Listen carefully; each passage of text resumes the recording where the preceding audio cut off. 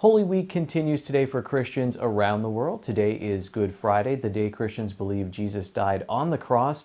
Sunday is Easter, and that's when Christians believe he rose from the dead. The Bishop of the Diocese of Scranton, Joseph Bambera, recently shared his thoughts on finding hope during this pandemic, Catholics not being able to attend Mass right now, and if he thinks this situation will bring some people back to their faith. I see hope all around us.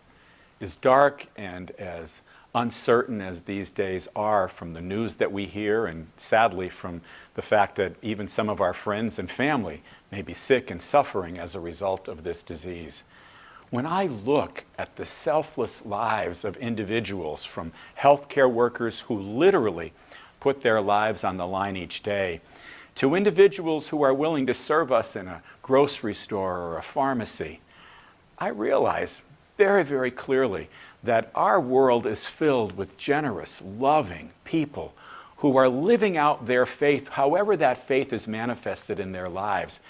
That gives me hope. Those are all signs to me of the resurrection. My own mom is in her 90s, and neighbors have been bringing her food and calling her up and talking to her. She's just one example of hundreds of thousands of individuals who are recipients of people's goodness. There's a lot of hope around. I would just encourage our people to continue to live their faith. You know, this year we won't be blessing baskets, but every family gathers on Easter Sunday and offers a prayer of blessing for the food. Make that more intentional this year as you bless various items, from bread to eggs to meats, all of which have great symbols. But live your faith. Use the opportunities that are given to us through Catholic television, through online opportunities, not just at our cathedral, but in the vast majority of our parishes throughout our 11 counties and 118 parishes. But God gives us common sense, and God places us in the midst of the world to care for what we've been given. And that's why we have to separate, and that's why we have to practice good social distancing and be careful during these particular days.